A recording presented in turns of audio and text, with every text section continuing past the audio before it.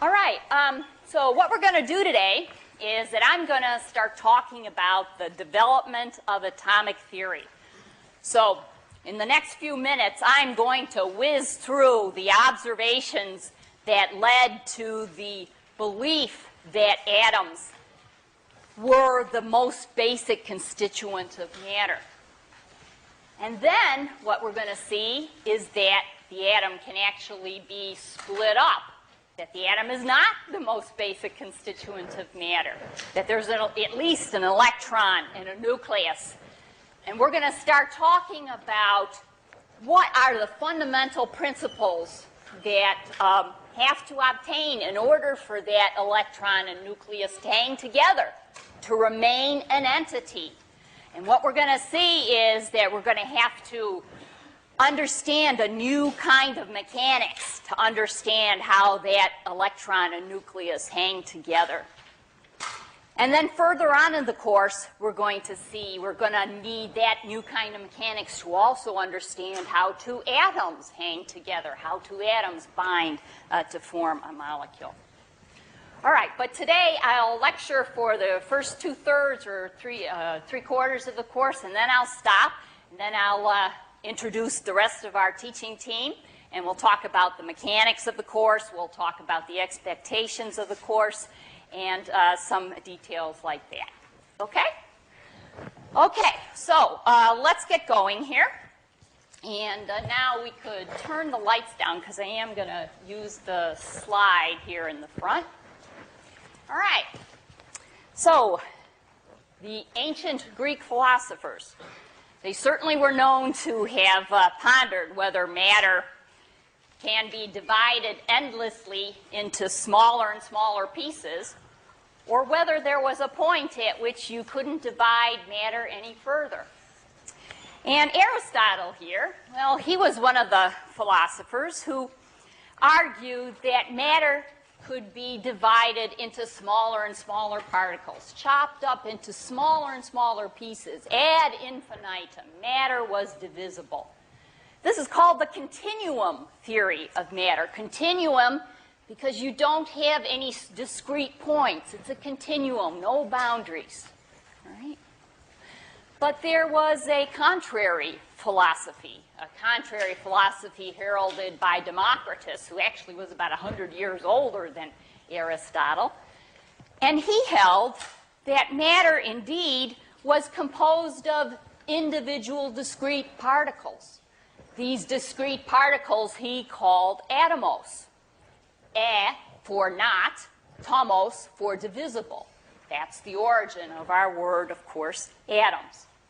Now, in the 4th, 5th century BC, there wasn't much evidence one way or the other for these kinds of, either one of these philosophies. And I call it a philosophy because it was a search for understanding reality by a speculative as opposed to a investigational or observational means. But for whatever reason, it was Aristotle here, his continuum theory of matter prevailed all the way to the 17th century. And here, in fact, he is depicted by Raphael on a fresco on the walls of the Vatican, holding court, the continuum theory of matter. But just about at the same time at which Raphael painted this picture, there were observations, a set of observations that were being made that began to point out that matter wasn't really behaving and reacting like a continuum. That matter was behaving more like it had some discrete nature to it. So what were those observations? Well, one of them was by this gentleman here, Robert Boyle. And guess what his formal occupation was? Chemistry? Yeah, that's a good guess. But his formal occupation was a theologian, as most scientists were at that time. And you, of course, know him for the empirical observation that the pressure times the volume is constant as long as the temperature is constant. But he actually advanced one of the first ideas of an element. and that is he called an element a certain primitive, unmingled body, and that somehow you can take these primitive, unmingled bodies and put them together to form a perfectly mixed body, a compound, a molecule. So this was one of the first ideas of an element that comes together to form elements that come together to form molecules. And then there was this gentleman, Joseph Priestley. Guess what his occupation was? He was a priest, of course. And what did he do? Well, he looked at reactions with dephlogisticated air. Dephlogisticated air reacting with materials. And what he observed was that these materials reacted more vigorously in dephlogisticated air. Well, what's dephlogisticated air? Well, of course, now we know dephlogisticated air is oxygen. It's air with the nitrogen predominantly removed. But it really took this gentleman, Lavoisier. It took this gentleman to really understand what Priestley was doing in his experiments. And what Lavoisier realized is that this dephlogistic air was kind of adding to the material when it did this reaction. And he made those observations, or he came to those conclusions, by doing some very careful measurements of the mass before the reaction, so the mass of the dephlogistic air plus the mass of the material, and he found that indeed the mass after the reaction was equivalent to that before the reaction. And so he was one of the first individuals to realize that a chemical reaction can be written down analogous to writing an algebraic equation. Well, Lavoisier also did a lot of work with isolating elements. He identified 17 metals and 9 nonmetals as elements. Well, for all of his efforts, we all know what happened to Lavoisier. Because of his connection to the French monarchy, you know, the judge at his trial claimed that the Republic has no use for savants. Lagrange, at that time, a French mathematician, said it took but a moment to cut through that head, but it will require 100 years to produce another like it. Well, there was another Frenchman at that time, J.L. Proust. He was a little more politically savvy, so he hightailed it over to Spain and led a long and healthful life as a professor in Madrid.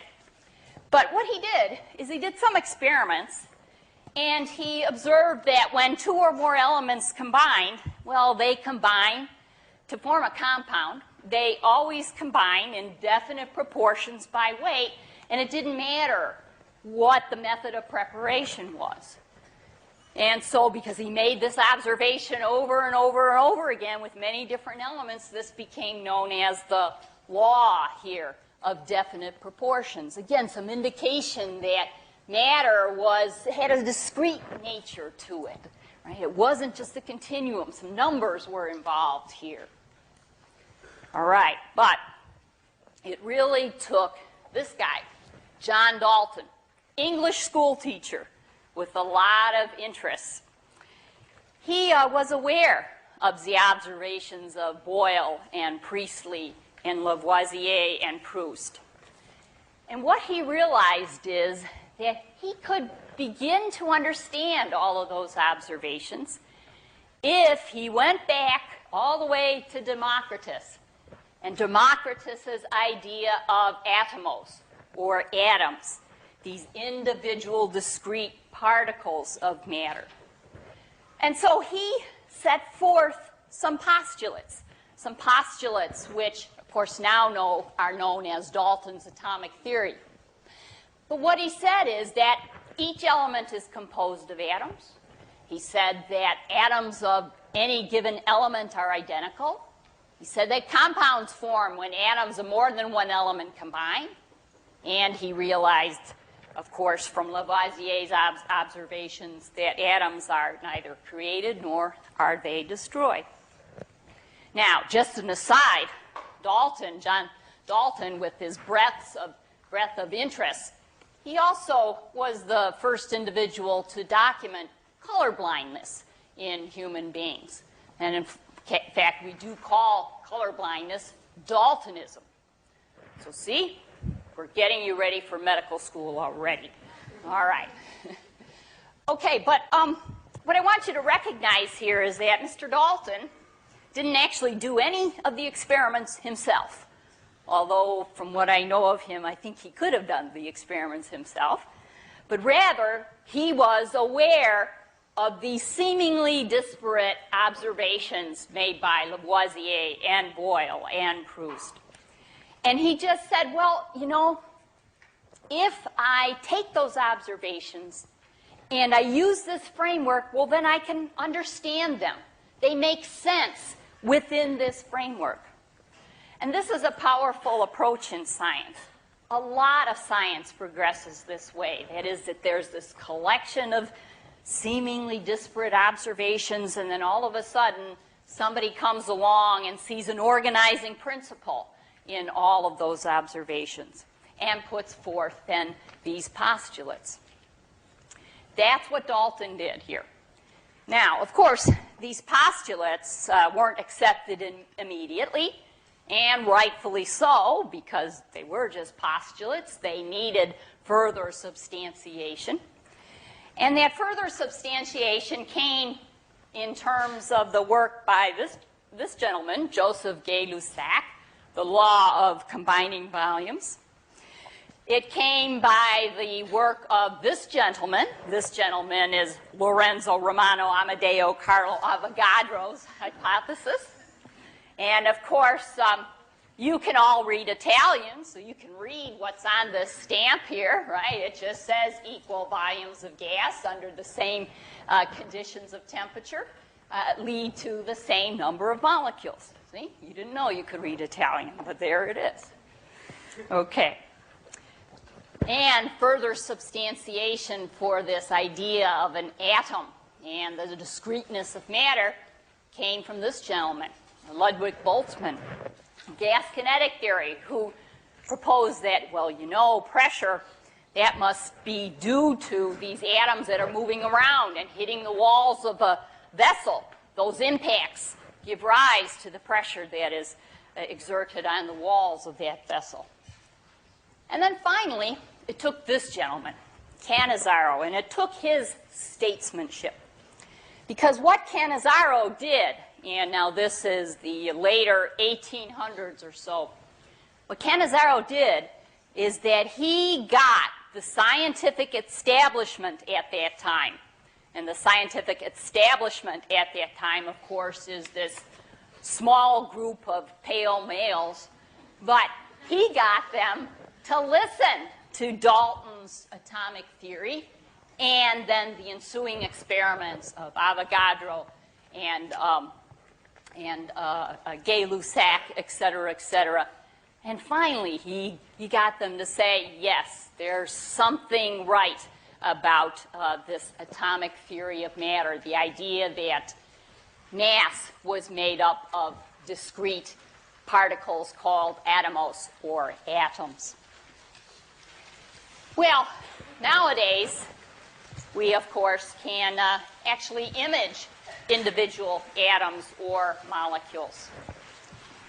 And what you see here is an array of 28 CO molecules. And these 28 CO molecules are arranged in the form of a little man or a little woman. I'll let you figure it out. But these are CO molecules sitting on a platinum surface. And so each one of these orange balls here is a CO molecule. But when CO binds to a platinum surface, it does so with the carbon end down and the oxygen end up. And there's a really good reason for why that is the case, and we'll talk about that when we talk about molecular orbitals. So what you're seeing here is really just the tops of the CO molecules. You're seeing the oxygen end of the CO molecule. All right, well, this image here was taken by something called a scanning tunneling microscope. And I'm sorry to say, but this was actually invented just before you were born. And it was actually worked on by Ruska and then perfected by Binnig and Rohr. And they earned a Nobel Prize for their work. And the way the technique works is the following. Let me maybe have the board lights here so that we can, I'm going to do some board work. Okay. All right, so what you do to do this is that you take a tungsten wire and you do a little chemistry. You etch the tungsten wire down to as fine a tip as you can. So you put it in some potassium hydroxide, you send some current through it, do a little electrochemistry, and what you'll get then is a pretty fine tip at the end of this tungsten wire. But then what you do is you take that tungsten wire and you attach it to a piezoelectric crystal. All right? So a piezoelectric crystal, and let me put it this way here. A piezoelectric material is some material that if you put a voltage across it, it expands a little bit. Little bit meaning 10, 20 angstroms. Okay? And so now, if you attach the tungsten wire to that material, you have some control on the angstrom scale. All right? So that's what happens in order to move that tip around. But then what you do is you take this tip and you bring it, say, within 5 angstroms of the top of this CO molecule. So if I have my platinum surface here and my carbon here, and here's my oxygen, all right? What I'm going to do is I'm going to bring this tip, say, within 5 angstroms here of this oxygen end of the CO molecule. Okay, and then I'm going to put a negative voltage on this tungsten tip here. And I'm going to take the CO molecule, I'm going to take the platinum surface, and I'm going to ground it. Now, in this tungsten tip, there are, of course, electrons. And since this is a metal has a characteristic where some of those electrons aren't strongly bound to the nucleus. They are actually, they actually roam around the solid. Okay? And this is a high energy state. Given that electrons are negatively charged and they're in an environment of this negative potential, hey, that's a rather high energy state for those electrons. So if I were to draw an energy level diagram here, so this is energy, and I'm going to represent those electrons on the tungsten tip, it's going to be at some high energy level. So this is electrons on the tungsten, right? However, there are also some electrons down here, and they're at ground potential. So these electrons are at a lower energy. So I'm going to draw an energy level representing them. This is the electrons on the platinum, right? And so this coordinate here is kind of like a distance, right? This is the distance. This is the electrons on the tungsten. Over here, the electrons on the platinum. And what these electrons on the tungsten tip would like to do is to be here on the platinum, because that's a lower energy state. But the problem is that there's a gap right here. There's no material between the tip and the oxygen end of this CO molecule.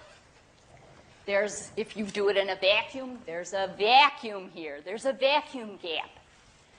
And so for the electrons to go from here to here, well, there's a very large barrier. This is a very high energy state if an electron were in between this gap here. So I'm going to represent that energy change as the electrons go from the tungsten tip to the platinum surface as a barrier like this. All right, very large barrier. Now, you've seen these kinds of, we call them reaction coordinates in chemistry in high school. That is, you've seen situations where we might have, if we're doing an energy level diagram, this is the energy of the reactants. Out here, this is the energy of the products, right? And in between is this activation energy barrier that we call EACT. In other words, you have to put energy into the system in order to get the reaction to go. You have to put energy into the system before you get any energy back out, right? And that's what happens in a chemical reaction. We put energy into the system before we make it go or can make it go. But in this particular case, the electrons, they don't behave like most reactants. The electrons right here, you know what they do? These electrons, hey, they go right through that barrier. They don't care that there's a brick wall there, right? They just go right through the barrier. We call that tunneling. And how in the world can that happen?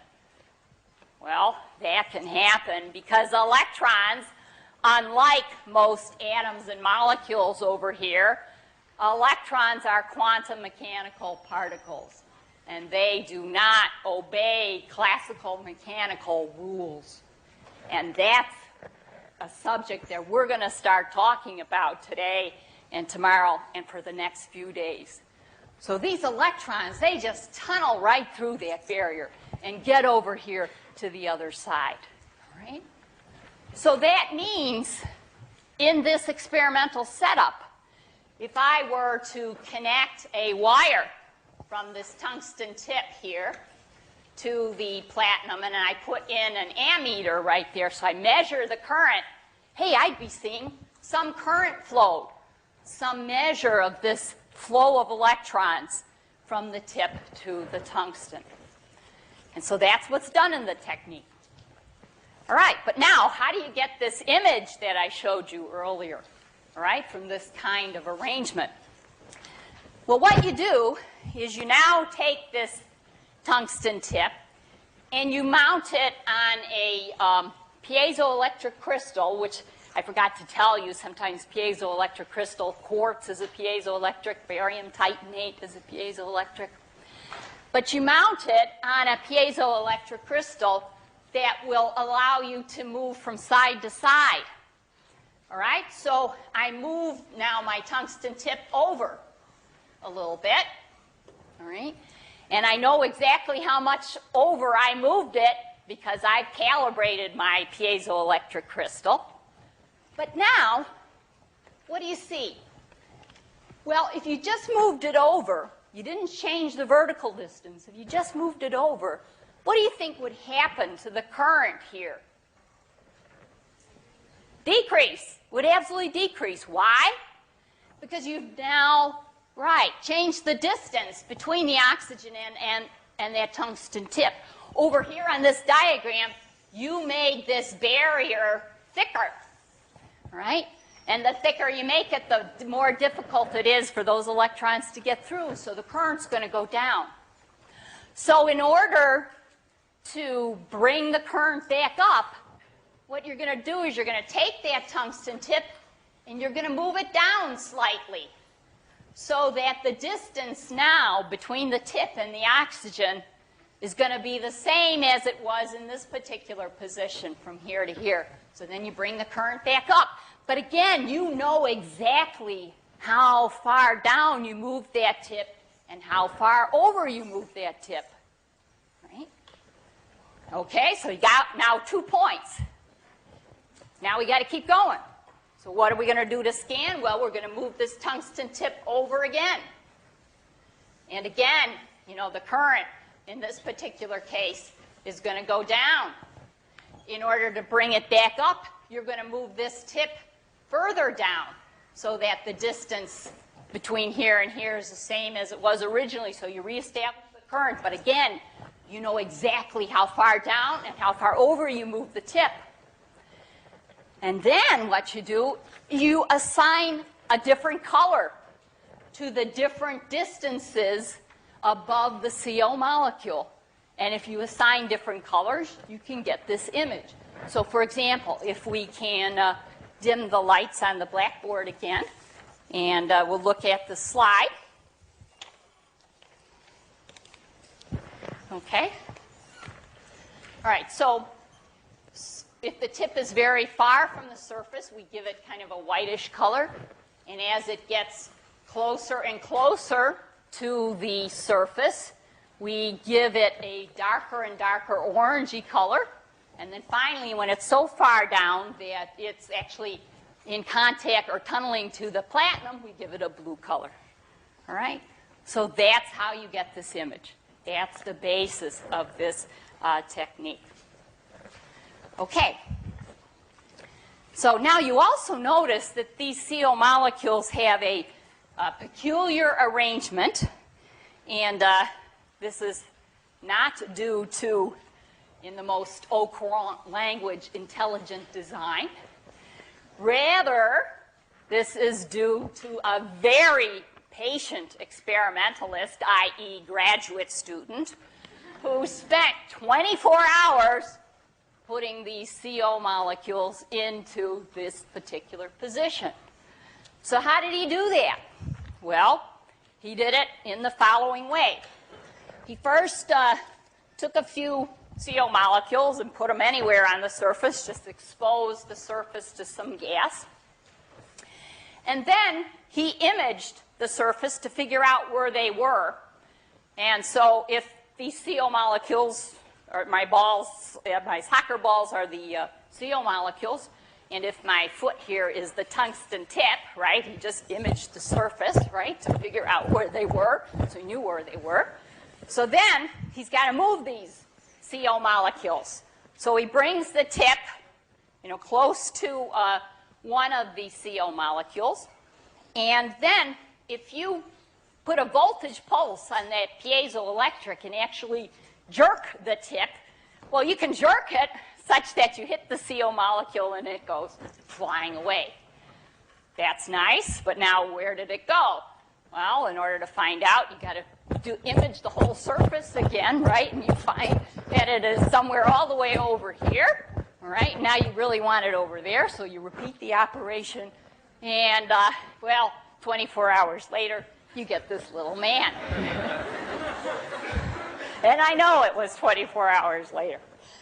All right, so it's going to be a while before this kind of nanotechnology, assembling a molecule by molecule, beats the synthesis in a beaker to put the molecules where you want them. All right. But even though this kind of visual observation of atoms and molecules really wasn't possible 100 years ago, the evidence that I alluded to or quickly went through earlier was really quite compelling for the existence of atoms. And the observation or the belief that the atom was the most basic constituent of matter, the elementary particle. You couldn't have anything smaller than an atom. And in fact, at the end of the last century, it was generally believed that the theoretical structure of the universe was complete. Nature was understood. There were no more discoveries to be made. And after all, there were, by this time, in the late 1800s, a lot of advances. Well, Newtonian mechanics, that had already been known for 250 years, the mechanics that guides the motion of all bodies around us, even astronomical bodies. Thermodynamics was completely developed. Statistical mechanics was developed. Statistical mechanics, which relates the microscopic description of the behavior of matter to the macroscopic description of the behavior of matter. And also, there were these optics experiments of Young, Fresnel, and Hertz that seemed to put to rest the question of whether or not light was a particle or a wave. Boy, those experiments seem to be absolutely conclusive that light was a wave. those experiments demonstrated Maxwell's equations. Maxwell's equations that unified the field of optics and electromagnetism. So, by this time, there was all of these accomplishments. The idea was that everything was done, and the idea was remaining that the work that remained was largely to investigate the next decimal place. Everything else was done. However, at the same time, by the late 1800s, there began to be two sets of observations, two tracks of observations, that if you look closely, began to illustrate that maybe things weren't quite so clear. Maybe things weren't quite as well understood. And what were those observations?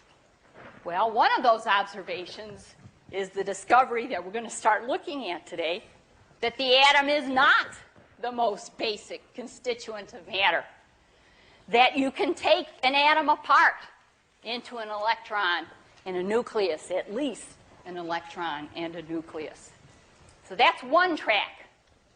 The other track is that light appeared to behave in some cases like a particle and not a wave. And one of those cases is this observation here of the photoelectric effect.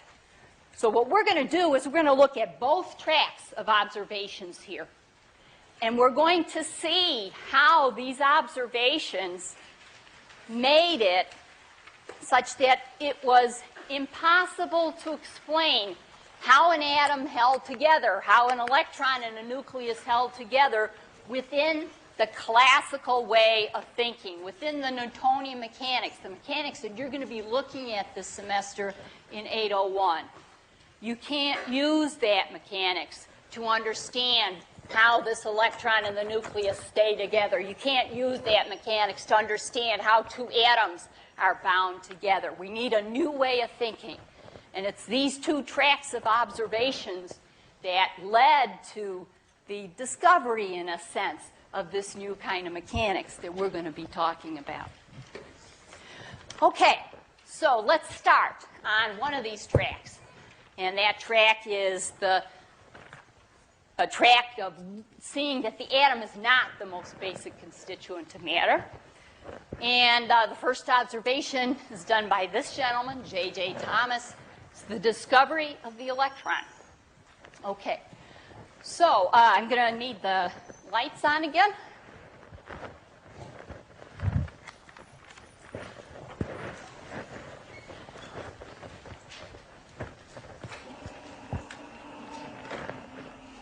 All right.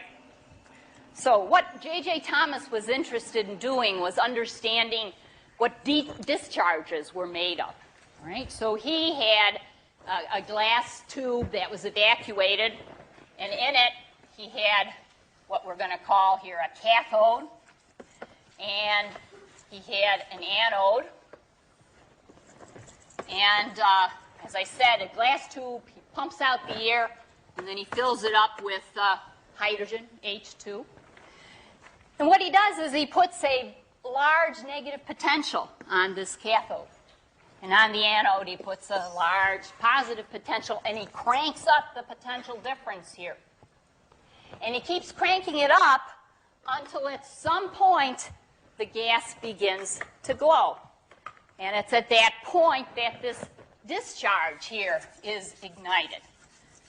And this is kind of a plasma.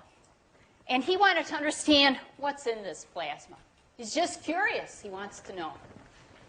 And so what he does is that he pokes a hole here in this anode. All right. There's a hole, and he lets out a little of this discharge.